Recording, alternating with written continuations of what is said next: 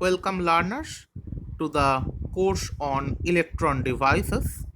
Myself Arpon Deashi from Department of Electronics and Communication Engineering in RCC Institute of Information Technology, Kolkata, India. Welcome you all to the online course on electron devices. Today's topic is Shockley diode and silicon controlled rectifier. So we have a part on the triggering devices and we have to go through these two devices, Shockley diode and SCR. Before going to the details, I just remind you, for going to the course, you require a basic knowledge of PN junction, how it will be forward biased, as well as the basic application, the current flowing in a PNP and NPN transistor. These are prerequisites of this very short video lecture. So before going to the SCR, let me start with the fundamental concept of Shockley diode. What Shockley diode is? It is a 4-layer device. So if you have any 4-layer device, it should consist of 3 junctions, naturally, because you will get 3 interfaces. Shockley diode is a device which is PNPN structure. That means you have 2 alternative P regions and also 2 alternative N regions. That means according to the diagram, you will get 2 PN junctions and 1 NP junction. And you have to give a bias between the first and the last layer. So if instead of multiple layers or multiple junctions, if you use a terminal bias, that means it should be a diode-like device. And since it is first invented by the famous scientist William Shockley, so it is called Shockley diode, named after his name, famous Shockley. The symbol of the Shockley diode is given in the bottom corner of the slide, and the basic structure is already shown. So if I just go into slightly more details, I can name these junctions as J1, J2 and J3. So these are my 3 junctions as usual, and I am giving the external bias. So if you look out the biases, please think clearly that J1 will be nothing but it will be forward bias because it is a PN junction and P is plus. Similarly, J3 will also be forward biased because it is also a PN junction and N is minus. And J2, the intermediate layer, should be reverse biased because it is an NP junction if I look from left to right, and left is positive and right is negative. So that concept is very much important when we will go to the detailed analysis of these devices. So let me recapitulate or restate again. In Shockley diode, we have 3 junctions, J1, J2, J3. J1 and J3 are forward biased. J2 is reverse biased. And it is the first member of the thyristor family of devices.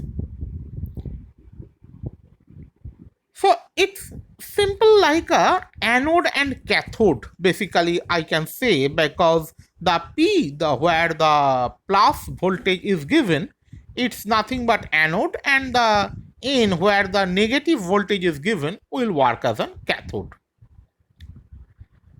So the current flowing through the diode will be either in forward biased condition or will be in the reverse biased condition. So naturally the breakdown should also occur on these devices, and from the analysis we will find that this device can work as a switch, though its power handling capacity is usually small. That means it's an on-off sort of device whose power handling capacity is relatively small but can be made large. And why I have used the term thyristor, because it is a combination of thyratron and transistor. I will come a little bit later in the last part of this course. So what will be thyristor, and because it's nothing but it's a device which is capable of say handling large currents and voltages, and obviously so it may be called as a power device.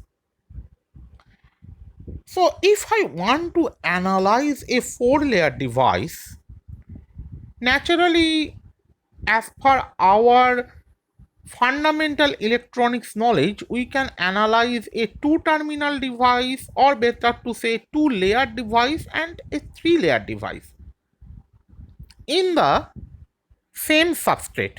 I am not going into the MOSFET because MOSFET has a 4 terminals and different layers, but that's a heterojunction.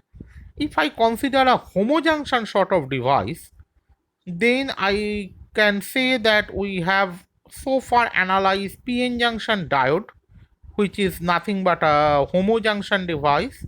We can be, I think we are all familiar with PNP transistor as well as NPN transistor, which are both homojunction devices. So diode and BJT, these analyses are familiar to all of us. But 4-layer devices we are not accustomed to analyze so far. So in order to analyze Shockley diode, we have considered one equivalent structure. Say this is our 4-layer device. This is just the same device which is shown in the previous two slides. But what I have changed, I have just given a pair of biases in the same format, but instead of the horizontal structure, I have drawn in a vertical format. The device is same, just it will help you to understand why I am drawing in a vertical means. Now look, this thing can be considered, please look at the picture very clearly, this thing can be considered as if you take the first 3 layers, it will be nothing but a PNP. I am not calling it a transistor, but it will be a PNP. And if we consider the second, third and fourth layer, it will be an NPN. But the problem is that if you want to analyze a BJT, you require 2 pair of biases. But here, if you look out a PNP structure, it has a single bias terminal as P plus, that means P with a plus sign, and if you take the NPN, then it has a single bias port at the last N layer, which is the negative. So I can't call it as a transistor. And again you can say that if you divide in 2 parts, it will be a 6-layer device because PNP and NPN. So what I can do, I can make the connections of 2 N layers as well as 2 P layers. So now if you look out this composite structure, it will be a 4-layer device. Though it is individually looked as 6-layer devices, if I omit the connecting lines between the same type of layers, but once we draw it, it will be looked as a 4-layer device where 2 N layers are sandwiched and 2 P layers are also sandwiched. So the equivalent structure is PNP and NPN. It's written here. I think you are more familiar with, and you have no problem to consider this 6-layer, so-called 6-layer device as equivalent to the original 4-layer device. So if that situation takes place, then consider the equivalent circuit. Now I am considering this is the PNP. So I name it as Q1 and I am drawing Q1 as a transistor. So you know the base collector emitter, I am not going into that details because you know the emitter terminal through which current will enter for a PNP, and there will be then base and collector where the current will leave. Similarly, if I consider this NPN structure, then there will be some equivalent transistor which is known as Q2 as per the figure, and then the collector and base emitter, you know the current will enter to collector and will leave to emitter. Collector and base both will give you the input current. Now please think, in our earlier slide what I have shown that two n layers will be joined. So if I join two n layers, the first n layer is the base of PNP transistor, and second n layer, that means n layer in the right side, is the collector of NPN transistor. So they will be connected. Similarly, if I join two p layers, the first p layer will be the collector of PNP transistor, and second p layer is the base of NPN transistor. So they will be joined, and then you have to give the battery, and because of the battery you have to make the other connections as well as from battery to first transistor and from last transistor to negative terminal of the battery. So what I have drawn in the right hand side is nothing but the equivalent of, please think, the equivalent of the 4-layer Shockley diode. The 4-layer Shockley diode, what we have shown at the beginning of this lecture, can equivalently be considered as a combination of two bipolar junction transistors. One is PNP, another is NPN, where base of the PNP is connected with collector of the NPN, and collector of the PNP is connected with base of NPN. So there is CB and BC connections, and emitter of both the transistors are connected to the external circuit. So that will give me the equivalent circuit representation of the 4-layer Shockley diode, where we require two transistors and as well the external battery source. So what will be the current components on this device? Now since it is a diode, that means a combination of cathode and anode, so I can consider the diode current as IA. That's very simple. Now according to the arrow in the circuit, the IA will come to the input of Q1. Now what is Q1? Q1 is PNP transistor. So naturally its input means its emitter. So current comes to the emitter of PNP transistor. So I nomenclature it as IEP. E stands for emitter and P stands for PNP transistor. Now once it comes, naturally it will be divided into the current leaving. And what is the current leaving? Naturally the base current as well as the collector current. So for PNP transistor, I coined the base current as IBP. B stands for base and P stands for PNP transistor. Similarly, collector current as ICP, C stands for collector and P stands for, as usual, PNP transistor. Now, if you look more detailed the two transistor connections, then you will find base current of PNP transistor will go to the collector of NPN and it will be the same current. Similarly, the collector current of PNP transistor will go to the base of NPN and again it will be same current. So naturally, IBP should be equals to ICN, where C stands for collector and N stands for NPN transistor. Similarly, ICP will be equal to IBN, where B stands for base and N stands for NPN transistor. So once you will get input of both the inputs actually in the NPN transistor, you will get the output current of NPN transistor, which is IEN. That means output from emitter end. And that IEN is nothing but equals to IA. So that completes my Kirchhoff's current equations. That means the current components from which you can use the KCL if required. But these are the currents total entering and leaving in a circuit.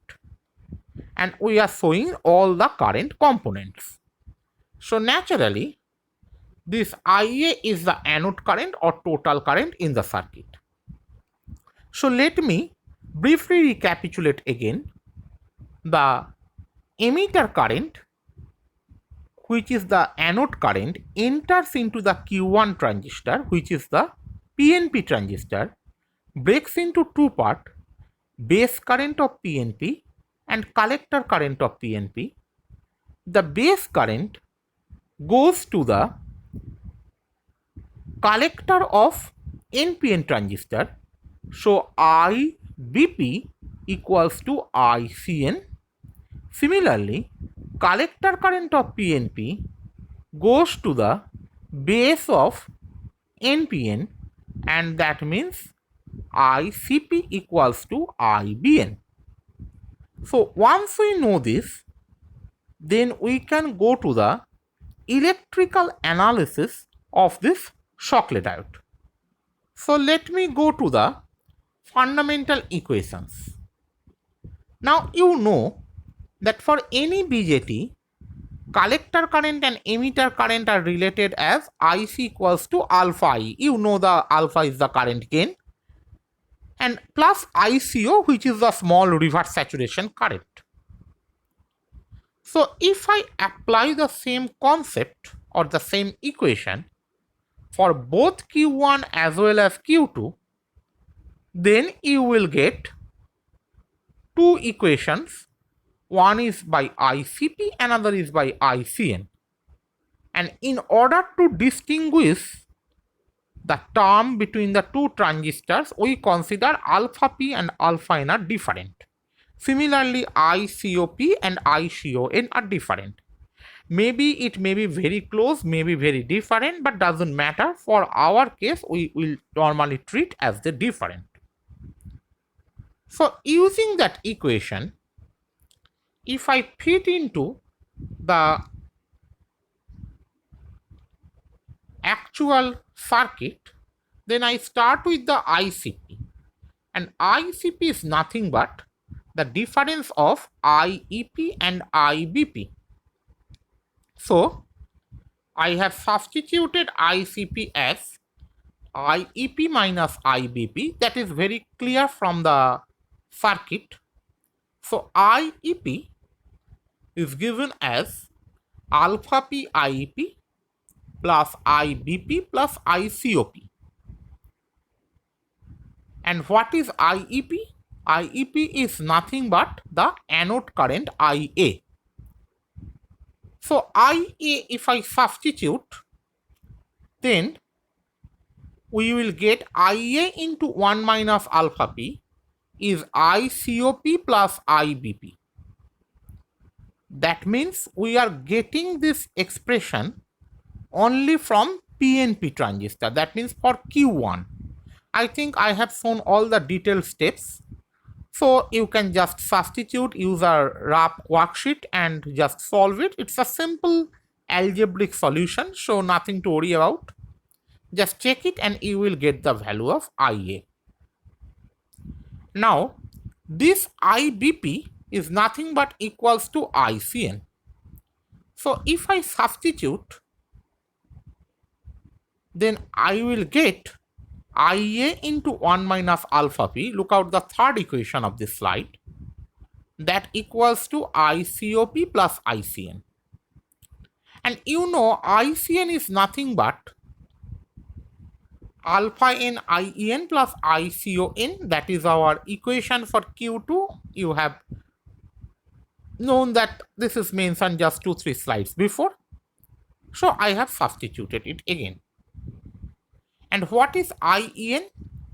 IEN is nothing but IA according to the circuit. So if I substitute that, then IA into 1 minus alpha p is ICOP plus alpha n IA plus ICON. And if you take all the IA in the same side, then 1 minus alpha p minus alpha n is ICOP plus ICON. Now these are two reverse saturation currents, so I can call it as ICO just for simplification of the mathematical calculation. So what is anode current? Anode current is nothing but ICO by 1 minus alpha p minus alpha n. And that is the master electrical equation for Shockley diode. So we will get the anode current of this device is a function of total reverse saturation current of the equivalent transistors and the current gain alpha p and alpha n of those transistors. So once we get that, then we put the condition of low supply. You know that if supply is low, then both the current gain will be extremely low and their addition or summation will be much less than 1. So if I incorporate this condition in the mathematical analysis, then IA will be almost equals to ICO. That means the reverse saturation current is normally negligibly small, so the diode current is also small. That means the device can be considered in off state. It is also called forward blocking state. That means device is not conducting. But if you consider high supply condition, then alpha n plus alpha p will be almost equals to 1, and then IA will tend to infinite. That means very high current, and that is called as forward breakdown. Because you are getting infinite current means very high current, so device may not sustain it, so it will be called forward breakdown. So there are two criteria. One is forward blocking, another is forward breakdown, that is off and on state, which are obtained from low supply and high supply condition. But when based on this equation, if I want to draw the IV characteristics of the Shockley diode, let me explain this thing quite clearly. I have considered these are quadrants and these are my axes. AF, IAF is anode current forward and anode current reverse. Similarly, voltage between anode and cathode forward and voltage between anode and cathode reverse. Now consider our PNPN device, original 4-layer device, and you have applied forward bias. So current starts to rise, and you know that current will begin in a diode until it crosses 0.7 volts. So I am taking the standard silicon value. So once it will be 0.7, current should increase. But now think about the case. because there are three layers. So whatever the potential you have applied externally will be equally divided between the three junctions. So effectively, you require 0.7 volt to on. But if you give 0.7 volt, it will be equally divided between J1, J2 and J3, and among which J2 is negative. So I may presume that the positive bias across J1 will be cancelled by negative bias across J2. So effectively you will get 0.23 volt, which is the voltage exist across J3. So naturally this voltage is not sufficient. So the question is, if I want to get 0.7 effective volt, what will be my applied bias? Because it divides between three junctions equally, that means theoretically, so effective applied bias should be 2.1 volt, because 0.7 into 3, and then at that condition you will get 0.7 volt across each junction, but J2 is negative, so minus 0.7 across J2 and plus 0.7 across J3 will be cancelled, so you will get effective 0.7 volt across J1. And that's why this voltage is known as the breakdown voltage for Shockley diode, and it is represented by VBR. Look at there. But if you increase voltage beyond 2.1 volt, as per our natural thing or concept, the diode current should increase rapidly. But we will observe a different phenomenon, that diode current increases but diode voltage decreases. Why? Because once you will give it 2.1, it starts conducting mode. But what happened actually? Think about that factor. Once you are giving 2.1, all the voltages will be equally divided. So 0.7, 0.7 and 0.7. So if you increase the voltage, current will naturally start to increase. But the point is that at this point, two junctions are basically cancelling each other.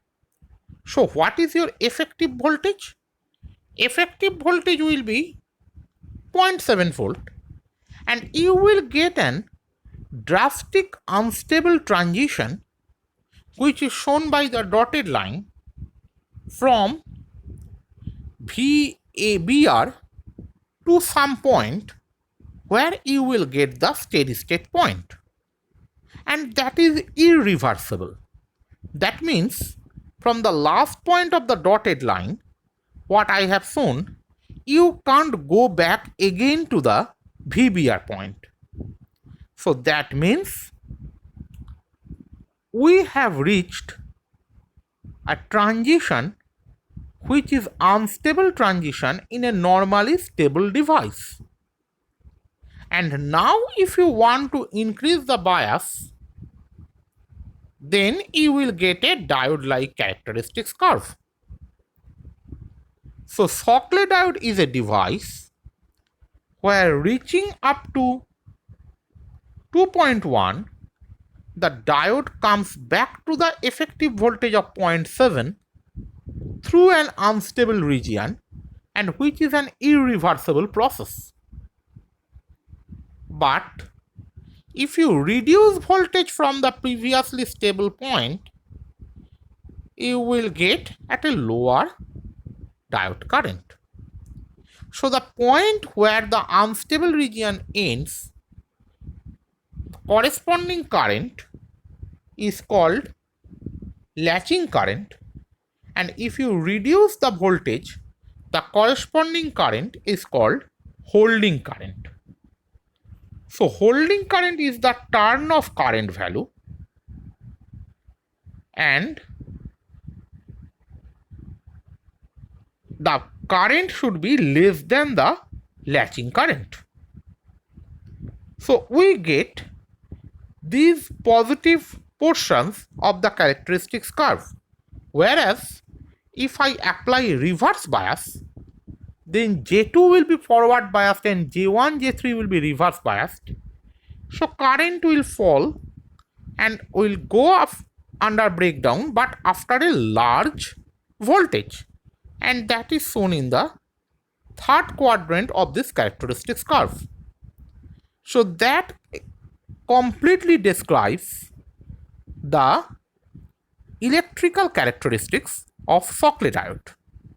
And one major shortcoming of this electrical characteristics is very evident from the figure, which is the electrical length of the device, that is the unstable region length. And so naturally you want to reduce the electrical length of the unstable region for stability of the device. So how you can reduce it? So your breakdown voltage, you want to lower it. The only method to reduce it, because you can't shift the value of the latching, that will be at 0.7 volt. So you have to change the value of VBR, that should be left shifted. And how you can shift a breakdown? That means you require some additional bias, which is normally not present in a Shockley diode configuration as presented by William Shockley. So what we have to do, we will take that and we want to shift this VBR in towards the origin. That means the summation of voltage across these junctions should be less than 2.1 volt. I am saying VJ2 is negative, but it is just symbolically signed, but ultimately summation of the voltages as per KVL should be less than the 2.1 volt. So how could I make it 2.1 volt, or how could I shift it, for which we have made some modification in the Shockley diode, and that is proposed in this way. We have considered another biasing setup between the third layer and the last layer, and that is a forward bias. That means we are getting a voltage, additional voltage across J3, and we made that voltage as variable. That means we can tune it, we can play with it. Now the question will be, why we are giving an additional voltage across J2? Now that can be explained when we will go to the IV characteristics of this device. And this device is known as SCR, or silicon controlled rectifier, and that is the symbol shown here. So how could I help a Shockley diode by reducing its electrical length of the unstable region? And that's the question. So this is the already drawn IV characteristics. Now think, suppose instead of 2.1 volt, let's say you have given 1.9 volt at the original bias. So what will be the bias required at the second biasing setup? That will be 0.2 volt. Very simple, because 1.9 plus 0.2 will be 2.1. But what you are plotting across Z axis or X axis, say, is VKAKF, which is the original bias. So what is the value of the original bias? Is 1.9, though you are supplying 2.1. That means if you already fixed 0.2 volt across J3 and start changing the actual voltage, so when it reaches the 1.9 volt, it will naturally turn back, and that breakdown voltage we can call it as VBR1. This VBR1 is not 2.1 volt, it is now 1.9 volt. Now say I am giving VAKF is 1.7. So you require another additional 0.4 volt across J3. Now think in a reverse manner. You have given 0.4 volt across J3 and you are increasing the voltage VAKF. So once it is reaching at 1.7 volt, naturally 1.7 plus 0.4 is 2.1 volt.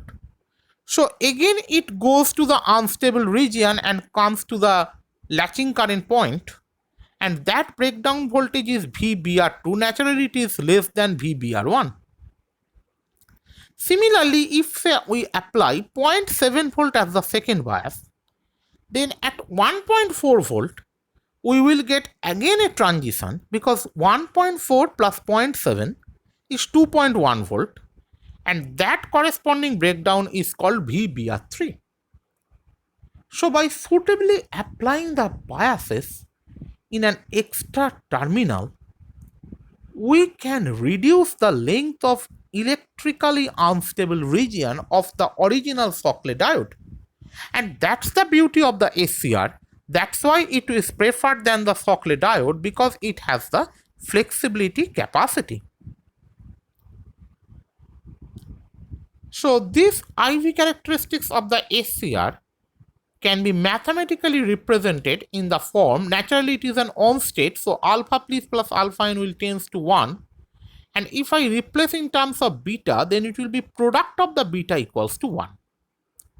So either the first equation or last equation in this slide will be considered as characteristic equation of the SCR.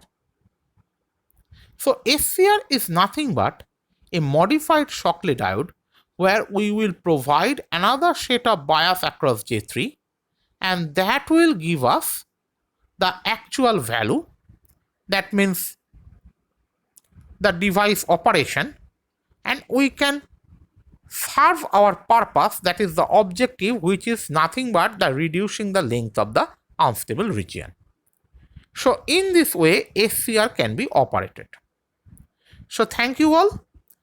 If you have some questions, you can directly mail me to that, and the lecture will be available in the YouTube. So once you have to recapitulate, you can just go to my channel and you can get the response. You can download the video, or you can just scroll it and go to the actual portion, and you can learn this part, so in order to clear the basic concept. So thank you all.